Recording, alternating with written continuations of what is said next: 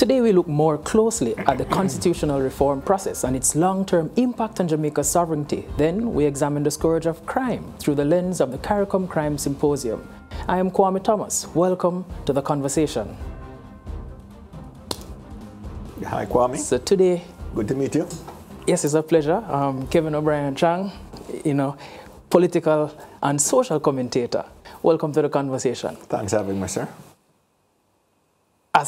There's a number of things that we could begin this conversation with, but constitutional reform, that seems to be the most current now.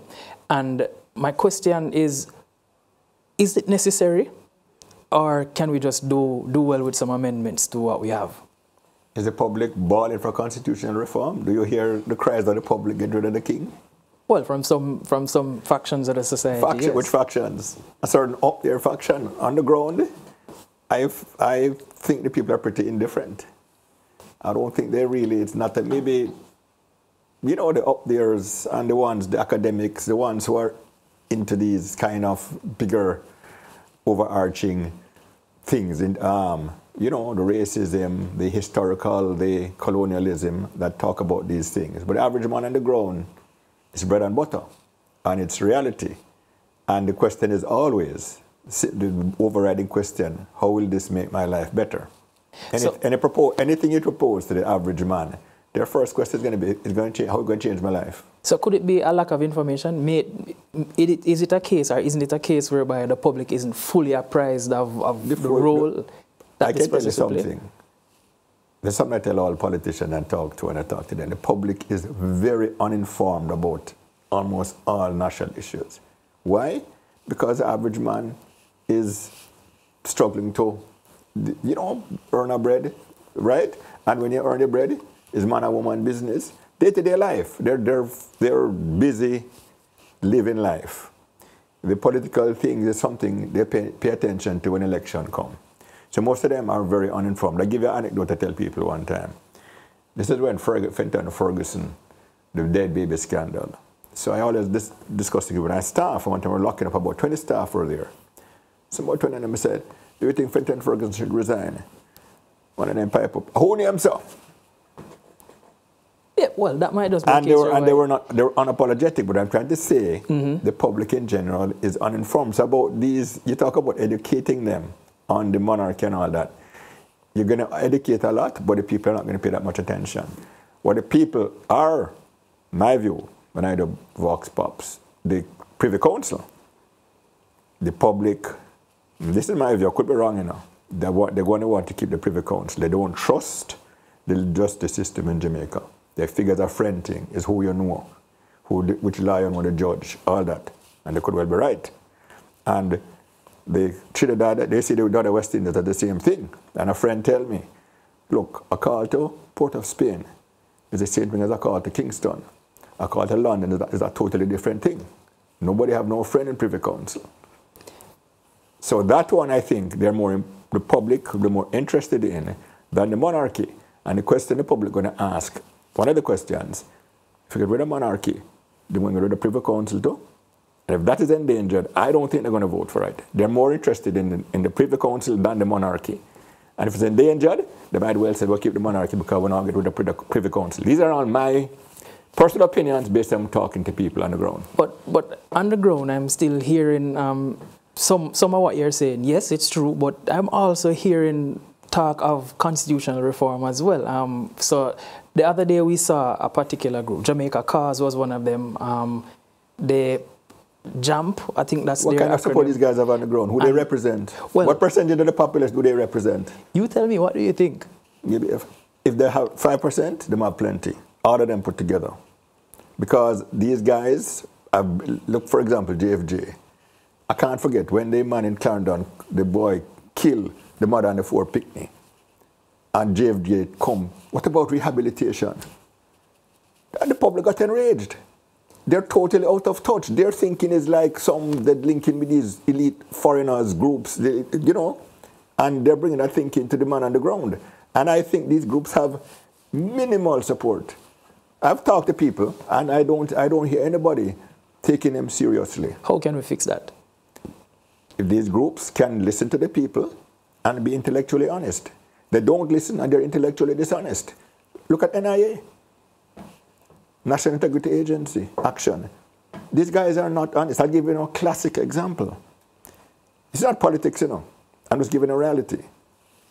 Peter Bunting and Bobby Montagu, Integrity Commission, said both of them were either they're not dishonest, but were not follow the rules or something for the gun licensing. One of the groups came out, jump. Oh, Montagu must resign, but Bunting can stay. But the public say, what kind of rubbish is this? And worse, the Integrity Commission has joined them. Look at the Prime Minister thing. They came out with a thing, knew there was no charges, and made a big blow up. Went international. Prime Minister charged for corruption. Next day, oh, we already dismissed these charges already. Right? The public immediately lost all confidence in them. So, well, they can't depend on these guys. So these groups and the Integrity Commission have killed themselves with intellectual dishonesty. You have to look at the facts. The public is not stupid. And the polls were done and showed the majority of the public no longer has trust in Integrity Commission. So you are also of the opinion then, like the rest of John public, that there's no need for constitutional reform? There's need for constitutional reform, I believe so. Mm-hmm. There are certain things which are outdated, but the people are focusing on the monarchy, the elites, academics, which is not the biggest issue for the public. Put that aside. What are some of the key issues that we should be addressing? The Privy Council, let us settle it once and for all. And let me tell you, Andrew Holness, you know, in the run-up to the 2016 election, he made these big promises, grand referendum within the first 100 days. Remember that? I'd already shown them days, and it came on in NCU right after about grand referendum. Not a word since. Politicians, they promise things, but he promised on the monarchy, Privy Council, ganja, and I believe the Buggery law too. I tell you, that's the one the public is very interested in. The Buggery law is the one the public has, I don't know why, but they have incredible interest in it. Because they're afraid, we know how Jamaicans stands, right or wrong. The vast majority of Jamaicans don't want that change. All right. And they are afraid, you talk to the people, they are concerned, the churches have said it. They're going to try to backdoor this thing in with constitutional change. All right, so and that's probably, listen, I'm not justifying it right or wrong. I just know that the public has incredible interest in that issue. This leads to the next question now, you know, is whether or not you think, are you in agreement with the objection of Dr. Richard Albert from this committee, from the Constitutional Reform Committee? I do believe that you have to listen to the public, you know. You have to listen to the public. If the public see something and they don't like it and they object strongly. And this man, there are other experts in the world. I don't respect his expertise, but there are plenty of other experts there, right, who don't have his track record of certain issues, abortion and Buggery law. Why would you not listen to the public? Are the public getting antsy already? Boy, let me switch. Because if you keep going against the public are going to disregard everything. But one of the groups that spoke strongly against it, they didn't state explicitly about the Buggery law and the pro-abortion support. We know that. I know the churches, but we know it was literally about the fact that this individual wasn't a Jamaican. No. They use that as. Mm-hmm. They will do. Jamaicans are very welcoming people if you agree with them. But his track record, apparently from what I read, he has been in favor of no Buggery law and abortion. Right now, my views on this are irrelevant, right? When I talk, I'm one person. Who cares what my views are? But they listen. But I know what the public's views are. I can predict. The polls have shown it. The polls have shown it, and you talk to people. They don't want to change the Buggery law. They don't want to change the abortion law. That's very, very clear. And Jamaica, the public are afraid this commission are going to backdoor these things on us which we don't want. The public's fear is always, you know, are they going to push things on us we don't want? Do you think there's merit to that fear, though? Yes. When the politicians get together, I get suspicious. But then you find that it's members from both civil society, so you have political politicians. Civil society is irrelevant. I come back to the point. A proper civil society represents the views of the people on the ground. or has least listened to people on the ground, has connection, represents people on the ground. These civil societies represent nothing. I can tell you, JFJ took a poll, same I took my poll with my staff years back. We support, this is how you far back, Renato Adams or Caroline Gomes. 19-1, Renato. Why? Renato risking his life to keep us safe. JFJ, not protect criminal. Again, my views are irrelevant, but that was what I heard. And I am very confident that these civil society groups, they have names, the media push them up, they do not represent anybody on the ground. So, all right. You can see it with the crime. The public wants tougher laws. They want no bail for murder. They want 50 years for murders and gun crime. But they still complain. JFJ come out. No, too harsh, this and that. No, they don't represent the public. But consider this though. The last set of laws that they pushed out the other day, especially the traffic laws, persons were complaining that these were too draconian, right? And the public was also complaining. Wasn't that the case? It's a different thing. Everybody drives car. The public has a way, you know. The public is like everybody else. It's only wrong when other people do it. Do as I say, not as I do. Not as I do. But the public drive car every day and it's too strict, but the public is not murderers. So they want to crack down upon the murderers. It's a two different thing. I'm not murdering people, so I want them people hung 50 years, whatever. I'm driving my car, police, and it's too strict upon me. Two different issues. So with this performance, with this but we don't need, as I say, the reform process. What would be some of the guiding principles that would help us then to get us on the right track? Some of the guiding principles is listen to the people. They need to get some polls done. What do the people want? That's the first thing. These civil society groups have too much, the media push them up too much.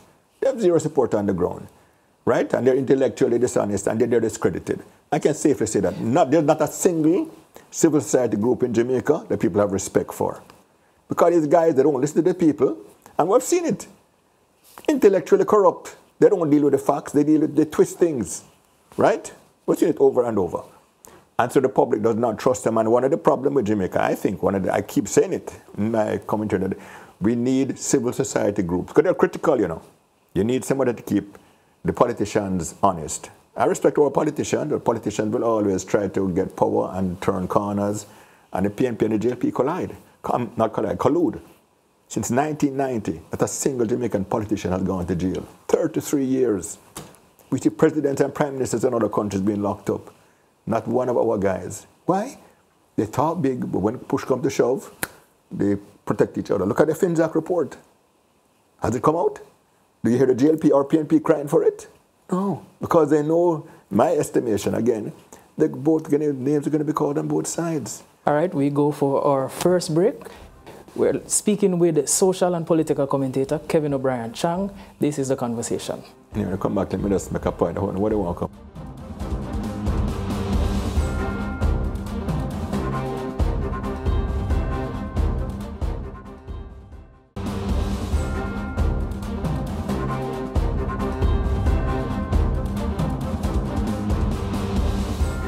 Welcome back to The Conversation.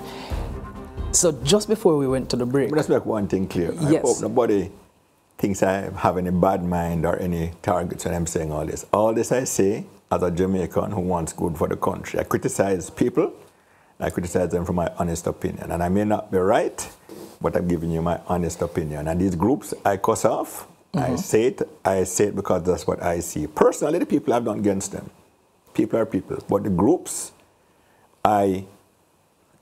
that I give my view on how I see them, and the politicians the same. I respect our politicians, but the protection I see there, I have to say, when I say there's a collusion, I call it out, and I've talked to people on both sides. Don't kill me. I'm not trying to make enemies here. I'm trying to tell the truth as I see it. Well, the truth will give you enemies, right? Well, I hope not. I hope Jamaica is mature enough to know that I don't speak from a negative, bad-minded position. I want good for my country. But just before we went to the break, you stated that we needed, well, I need to listen to the people. You need to listen what to people. Else? Well, I'll tell you that the NDM, you're a young man, I'm not sure if you're I remember them quite days, well. Right? When they came out, and I had good friends with the NDM, and I never joined it. I listened to them. And I said, but these guys are out of touch. Because their big thing was constitutional reform, presidential system. I said, based on what? Do you hear the people crying for these things on the ground? No. The people wanted crime and corruption and these things dealt with.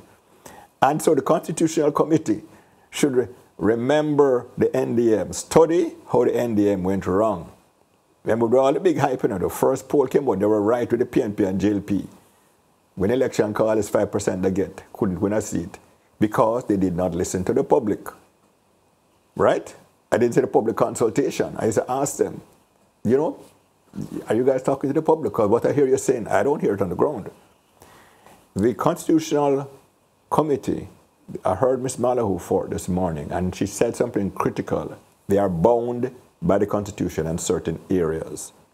They need to clarify this to the public, what they can and cannot do. They have to have referendums for certain things, and they must make clear to the public which things we are bound by. The public is very confused because they have a lot of things throwing out, especially by civil society groups, who are those. The trouble with civil society groups is they're not elected. They're beholden to no one. Give our politicians credit for this. They have to please the public or they get booted out. The civil society groups can say anything, and they do. Right? Like this one combo rehabilitation, this man that started 5 people.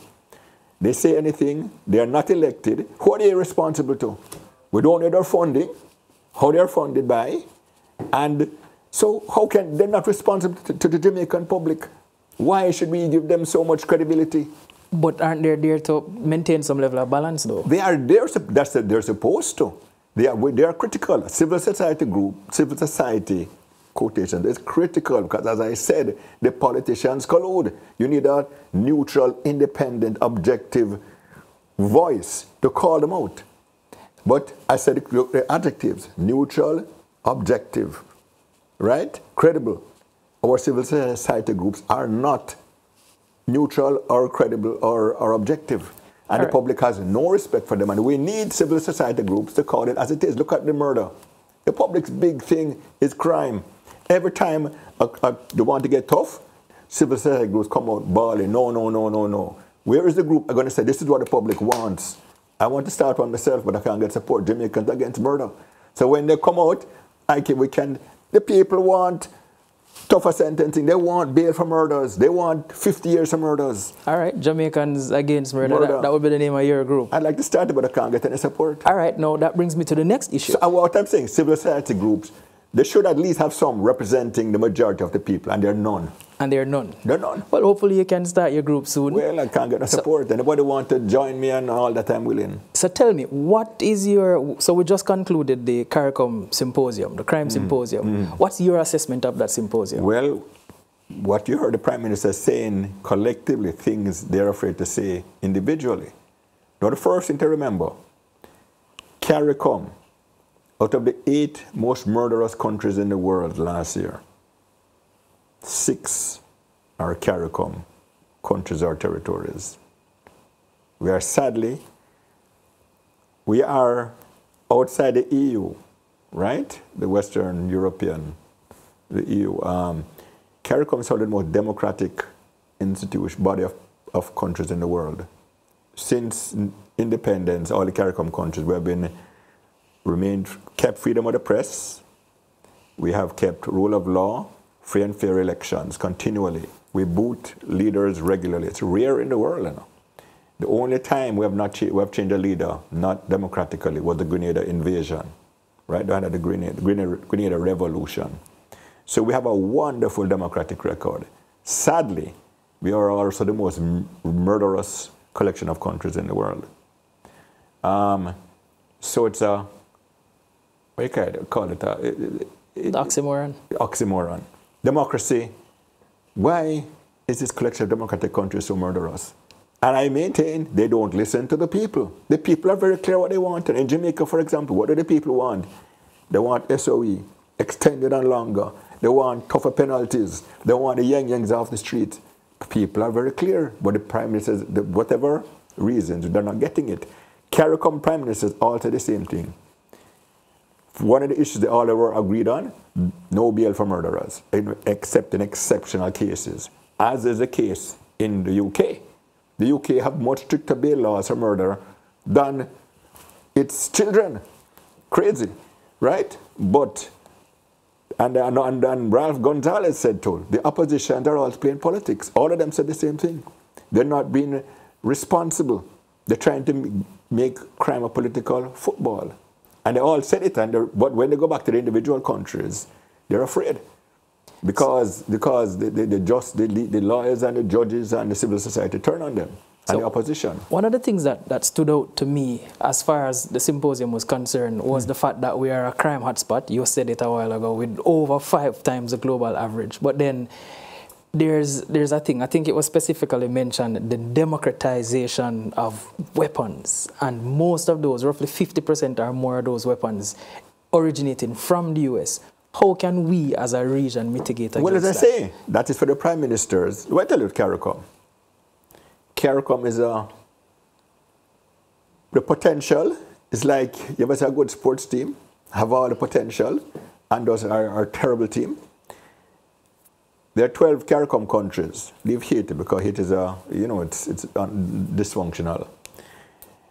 Out of 190 countries, United Nations, Commonwealth, 50 countries, 12 are CARICOM. Organization of American States, I think is 30 countries, 12, roughly 12 are CARICOM. We have 7% of the UN vote, right? 22% of the Commonwealth vote, about 30% of the OAS vote. If they united all the time together, they would have tremendous power. People respect us. If they voted as a bloc all the time, and it's simple that they do know. All they had to do is, I don't know if prime ministers can't do it. If 2/3 of us agree on something, we vote yes. If 2/3 of us agree on against something, we vote no. If we can't get 2/3, we abstain. Simple. And they'd have tremendous power. And you saw a glimpse of it at the conference when they all spoke together. You know, you have to respect it, because when Holness speaks here, it's politics. When Rowley speaks, it's politics. When Miyamati, politics. But when all of them speak together, about crime is crime. It has to be more than politics. It cannot be just a political issue that every single government is incompetent in the Caribbean. That's why the crime is high. It is a fundamentally deep-seated problem. And you come back to the weapons. If CARICOM was to go to the US and all show a united front, when they need our votes at UN or an Organization of American States, they say, whoa, if we don't nice to these guys, they can really hurt us at the big votes. But CARICOM is never united, so nobody respects them. So the first thing to do if they want United States to deal with the gun is show them we are a force to be reckoned with. But sadly, they never do, so their respect is minimal. So regional cooperation is necessary as far as you're concerned? It's critical. As I said, listen, we're only 5 million people. We're generally poor, so we're not an economic power. We're not a population power like India or China. But we are a potential political power because of the St. Kitts was one of them have 60,000 people. That one vote like India and China with 1.5 billion. It's a political accident, has given them power. 12 countries in the UN. Huge, 7% of the global vote in the UN. But do they use it properly? Do they stay united all the time? Do people say, boy, if we don't please CARICOM, they'll swing against us, we might lose a vote? No, they never do that. All right, so tell me about technology, and primarily, what role do you see technology playing in terms of enhancing regional cooperation in terms of crime and security challenges? Well, there are obvious things, drones, cameras, right? Those are critical things. If you go to other Britain, for example, somebody told me cameras are everywhere. The home of liberty. Britain invented the modern political systems, the democracy. Right? The home of liberty, the Westminster Privy Council, all that. So people look to them as originators of the modern world and liberty. They have cameras everywhere. What about Jamaica? Why can't we get more cameras? And the thing is, how the CARICOM, the power of the CARICOM prime ministers together is when they say something together, the opposition can't start licking it down. What are you going to say? Every one of the prime ministers is wrong. If they all decided, for example, bail for murder, if they all said, we're going to no bail for murderers, like the UK laws, for example, right? What the opposition are going to say? All of them ran wrong one time? No, they can't say, they cannot, the PNP can attack Holness or the one in Trinidad, they can attack Rowley or whatever. But as a group, how can all our leaders be wrong at the same time? And that's the power of CARICOM unity. They could show that, look, it is not an individual problem. It is a societal problem we have. We're going to solve it societally. And certain things are definitely needed. And we can do it because we're the most democratic region in the world. So it's frustrating to see all this power in the hands of these prime ministers if they acted collectively and not using it. And it could better, it could get things done regionally because it's much more acceptable. As I say, be from it would be, if all of them said it, you're going to say what? A politics, all of them play? No, they see it from a bigger picture that it is necessary from a more societal situation. The Bahamian Prime Minister said it. It's like 34% of their murderers are guys let out on bail get killed. So is it a misunderstanding of the power that we have or a misuse of the power that we have? Both. Both? Yeah, because they talk about the CSME and migration and all that. It's not really feasible. St. Kitts have 60,000 people, Jamaica have 2.5 million. We could overwhelm their population if all the Jamaicans went there. Haiti have 10 million, right? Certain things are just not practical, but the power is political, the potential power. If they stayed united, that is CARICOM's power. For the 12 little small country, top 5 million, and nothing. I mean, 5 million of CARICOM could fit in one. Their Chinese cities, 20 million, right? But the political power, they don't grasp it.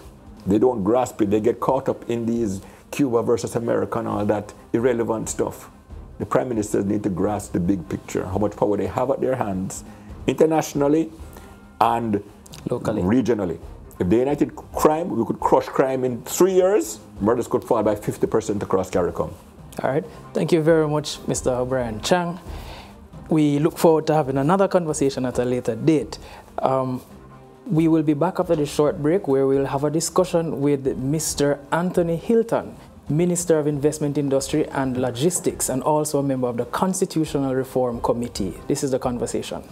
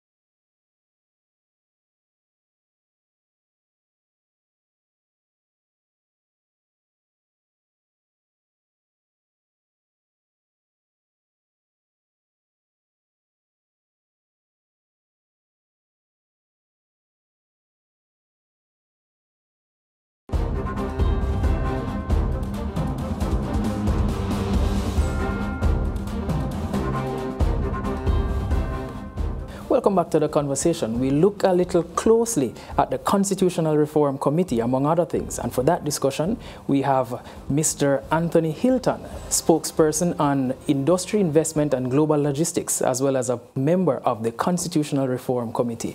Welcome, sir. How are you? Thanks for having me. Constitutional reform. How important is it? No.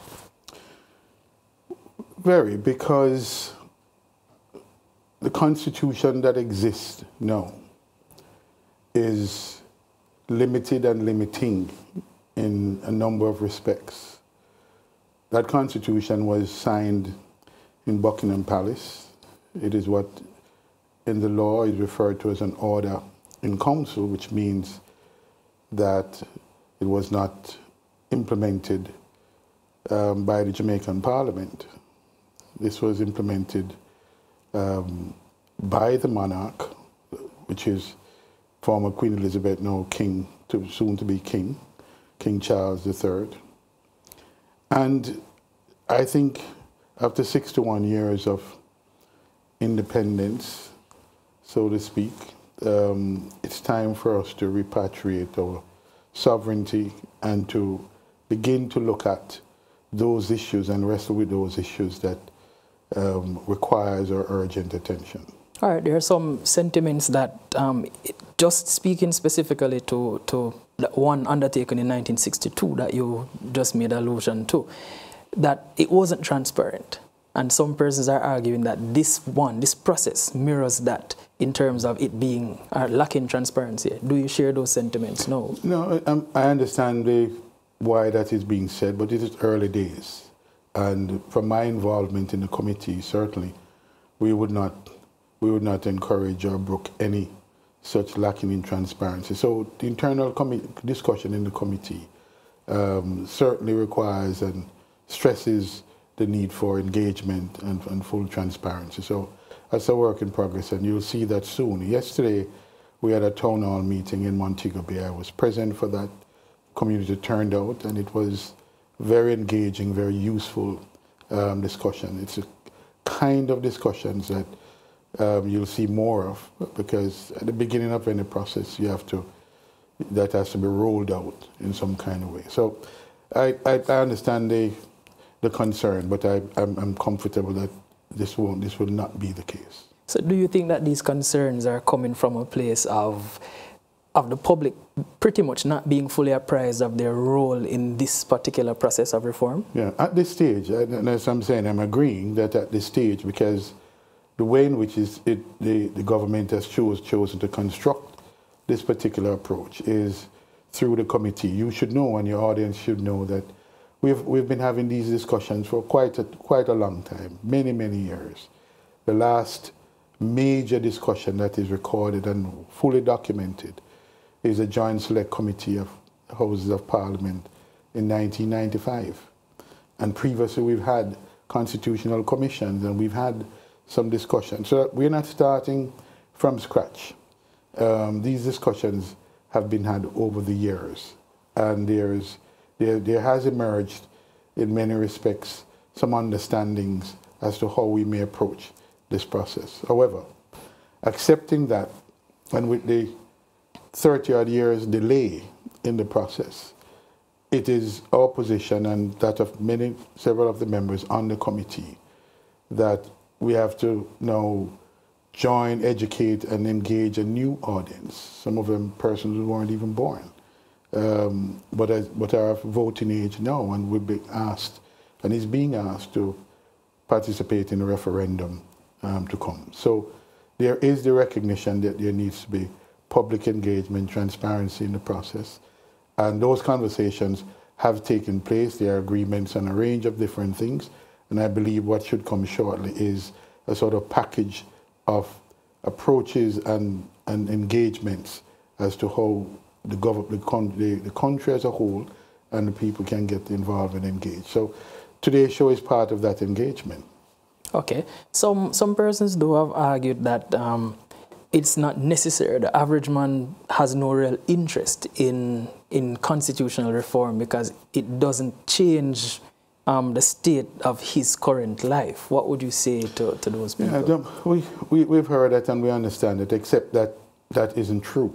The fact is that how you construct your law and conduct your business, and how the powers of your state are constructed, and who does what when, and the scope for policy and other things are part of this whole arrangement. And so it is true that these things are not talking about the disbursements of dollars and cents, but it sets up the infrastructure, the arrangements by which government operates. And government's ability to operate and its powers are central to the ability of government to respond to people. So, no, it's not true. It is simply that people are not, it's not immediately obvious to a number of persons, but there are benefits to the society and to people in their everyday lives. Okay, some persons have also argued that we're looking at the fact that we want to change the monarch and we want to change, well, move from the Privy Council to our own CCJ. Mm-hmm. Outside of those two things, there's really nothing else for them to pay much attention to. That is not true. There are a number of issues. There are new issues. Yesterday in the conversation in Montego Bay, persons are arguing for better arrangements, how the state is governed, accountability of elected officials. All of these things are a range of different things. Others are arguing for expanded rights in certain areas. The people, the disabled communities, a number of other communities, the LGBTQ community, a number of persons are arguing for other rights. How we use our resources, persons are arguing that some element of that should come into a new constitution. So, no, it's a rich conversation, and it shouldn't be limited by any one individual's notion of what the constitution should be.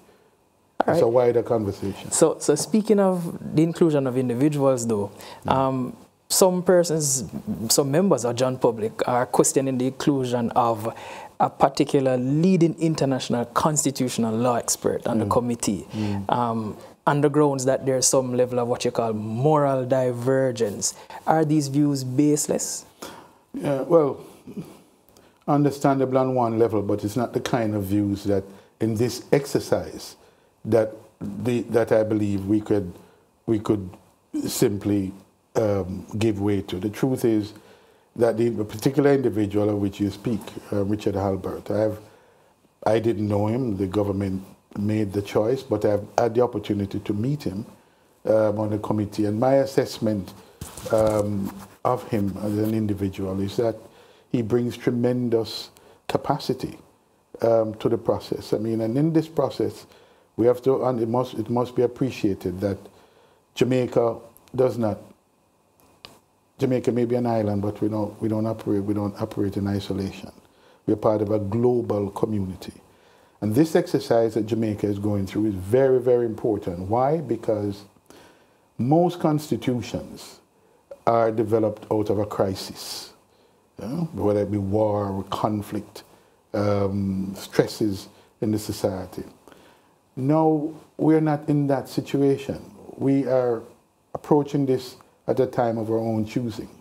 And this is why the conversations should be had, to be deepened. And what the world will be watching to see is that Jamaica is moving in a direction to take responsibility for its own development, understanding that after 61 years in a post-colonial environment that we are saying time come for us to reflect, having had that 60-odd years of experience, to reflect on the things that were not put in the Constitution in the first place, should have been in there, and some things that are in there that should have been changed. And I think this is an opportunity to do that. So do you think... So to answer your question particularly, this individual brings to bear a wealth, a broad wealth. I'm not saying that would have been our choosing if we were the government. I'm simply saying that we're not against the decision for this individual made by the government. And I say this because person need to understand, as a member of the committee, no one person can dictate anything. We're not empty barrels in which any individual can simply come on to pour ideas in. It must be grounded in reason, rationality, and compelling argument. So whatever his personal views are, and each of us on the committee have personal views, some of them shared by the individual, some of them not. But that's not the point. The point is we'll have to go through this process on the basis not of emotion, but on cogent arguments made and well-researched position. So you're pretty much saying then, or seeking to allay the fear of the public that his views or the views of any particular individual are not sufficient to skew the whole process? Not at all, and of that I'm certain. All right, but do you think, though, collectively that the biases of many individuals and others are persons with similar sentiments could derail this process then? What are some of the things that are necessary to prevent that? Yeah, well, it's not what they think, it's what they do.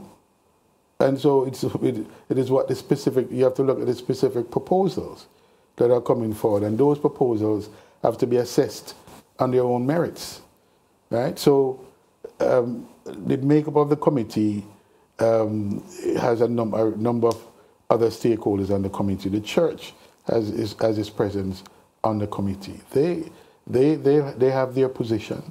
They'll be watching, no doubt, to make sure that the position from which they come of moral teachings and all of that, that is protected and that is advanced. So, no, I don't think that this exercise is one that allows itself to be influenced unduly by an individual or their particular leanings. It is on the basis of the specific proposal, the cogency of those arguments, and after all, the population will have a say in what goes into that referendum ultimately. All right, tell me about the composition of the committee, though. Persons have argued that it seems to be heavy in that it represents a minority of views or people, so to speak. Do you think that it's broad and representative enough to do what is required? Well, firstly, I think there's one view that says the views of everybody and every segment should be represented at the table.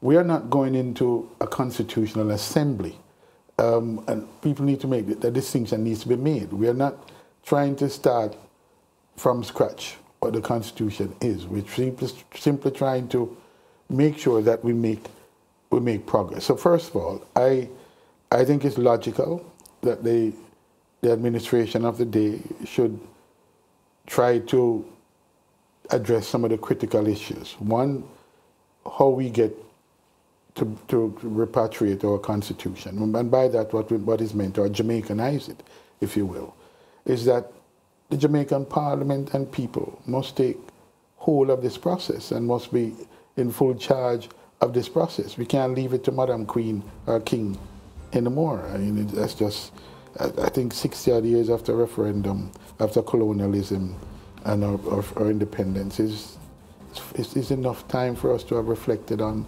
the fact that, as you said, in the beginning there was very little participation, and that's for a reason. And the reason was that it had to be decided in the final analysis by England, by Britain, whether we got independence or not. That was not a choice simple for us. We could have gone the other way and fought our way to death in battles and wrested our independence. That wasn't the path chosen. We chose the path of dialogue and separation. All right, so we go to our final break. We're having a discussion with Anthony Hilton, MP and member of the Constitutional Reform Committee. This is the conversation.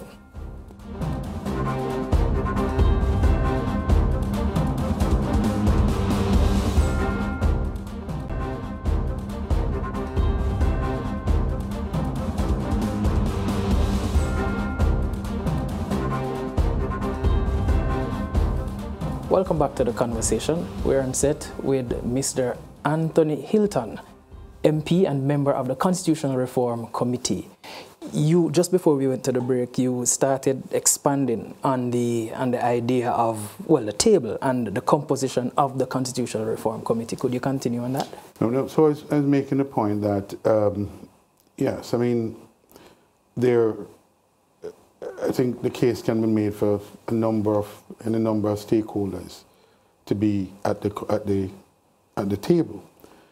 It is a matter of judgment, sound management of a process that you get to determine should it be 15 or 50 or 500 persons. The point I make earlier is that we are not starting this process from scratch. So there's a body of work that firstly we have to assess that body of work to see whether a number of the recommendations made some years ago, how relevant they are today. But those recommendations did not come out of a limited exercise. They went through years of discussion of the type we're having. The issue that we have today is that because it was so delayed in implementation, then there's a need and a legitimate argument about now how you educate a generation that has come of age that weren't a part of that process. And at the same time, some of those persons who were very much involved in those processes, they are expressing the concern that, again, if we have another long drawn-out process, they may expire before they see anything meaningful happen.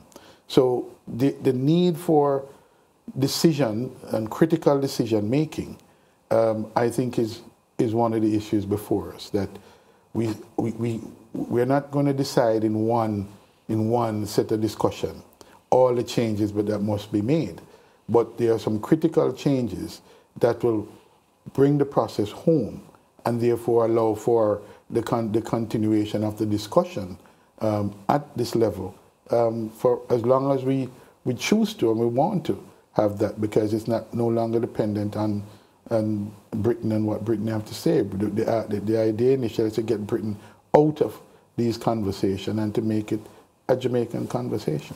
All right, so it was stated in an earlier discussion that I had that, well, it was Marlene Mallahu Fort she was cited as saying that there are a few things that they are beholden to still as far as setting the stage for this constitutional reform is concerned. Could you state what those things are? Well, there are a number of things, but I think the point, if I understand clearly the question, the point I understand her to be making, which is the case is that, as I was saying, the Constitution, the way in which it's structured, give different levels of protection to different critical decisions, so that on matters of removing the head of state, which is the monarch, those are given what is called deeply entrenched protection. And that means you have to have 2/3 votes in the Houses of Parliament. Now, first of all, you have to table a bill. That bill has to be tabled and sit there for 3 months before you can even start the debate. After you've had the debate on the bill, to pass the bill, it requires a 2/3 vote in both Houses of Parliament. And then you go to a referendum to the people.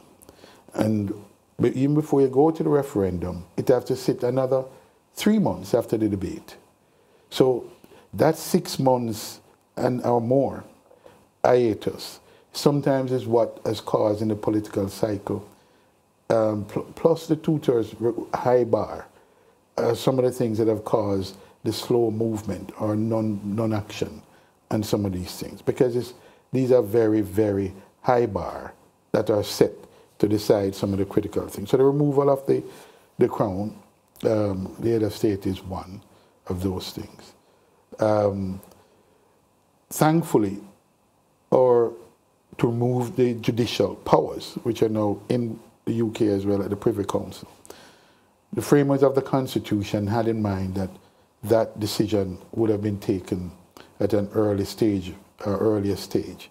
So that's not one of the deeply entrenched clauses. It is an entrenched provision, meaning you don't need to go to a referendum, but you do need a 2/3 vote in both Houses of Parliament. So you have those kinds of decisions, and I do agree that what needs to be done at this stage is really to set out the number of those things. And there are a number of them. I'm not going to try to enumerate them today, but I pointed out the head of state, the removal of the head of state, and to Jamaicanize, to bring home the Constitution, is you have to make very, very complex decision making. And interestingly, that's different from Barbados. Barbados had a simpler procedure. So all they had to do was to have a vote in their parliament. And that exercise was over. And so you may ask, well, why the difference? Part of the difference is that Jamaica was the first to get its independence in the Caribbean, and one of the first in the Commonwealth. And the Commonwealth, of course, is a group of former colonial countries that were administered from Britain. So sometimes being the first is not the best thing, because what it meant is that there was a lot of caution taken and a lot of protection around those final decisions. And that's understandable given who we were at the time, the makeup. You still had a lot of white planter class in Jamaica who were very scared and did not want independence for the average Jamaican, for black Jamaicans who at the time they considered couldn't govern themselves. So all of these protections were really moats, things set around to protect some of those critical decisions that they think was in their interest. All right, so I I came across a press release that they were looking at. So NIA and a few other bodies came together to put forward a release, and it spoke to transparency, participation, public consultation, and public education, stating that those things are paramount. And went as far as to say that we should immediately begin with the public education exercise and a process of consultations publicly, and all meetings to this committee the note should be made available to the press, and we should make available the terms of reference as well as the fundamental rights, our charter of rights for the people. Are these things far-fetched, or are they premature, or is it a case whereby they're asking for something that's already available? No, some of those are already available. Some of them are already available. The terms of reference are available. They may, I think the argument could be they should be made more widely available. So they're on websites and all of that. But so there's an argument that it can be publicized all over, and perhaps, and it should. So there's no argument there. I think very few, if little of anything, that is being asked for. So I think by and large they're pushing on an open door. Part of it is a process to which these things will evolve. Because when you set up a committee, it is starting from zero.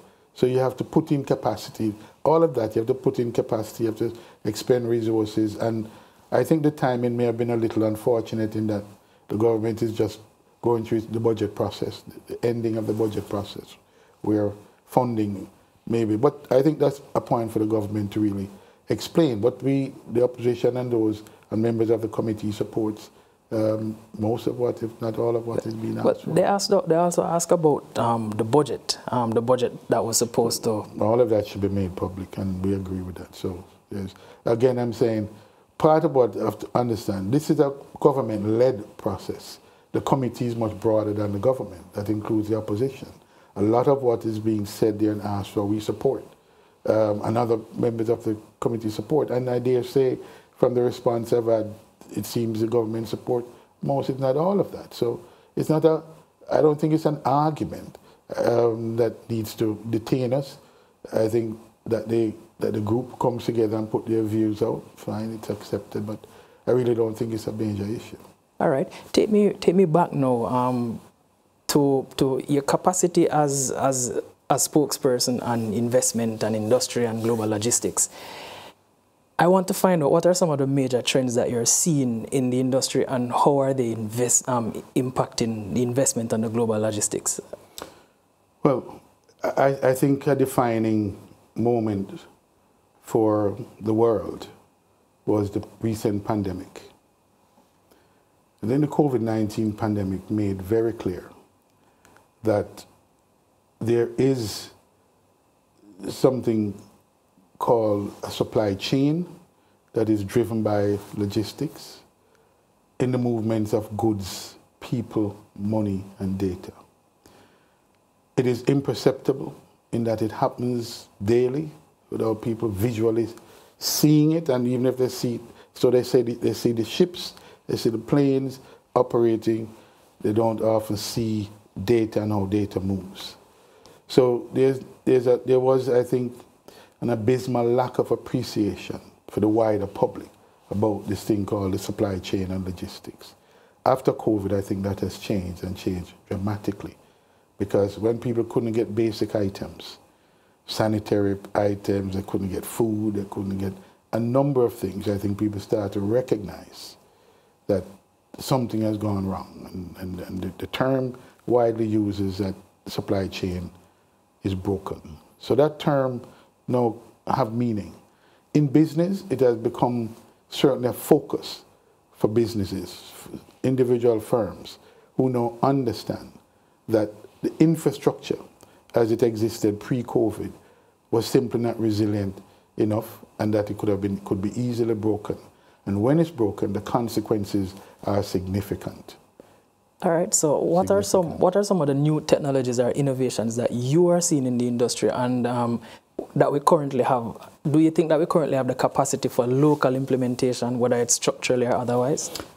Yes, we do. I mean, Jamaica and Jamaicans are an enduring people. We're all over, and we are highly connected.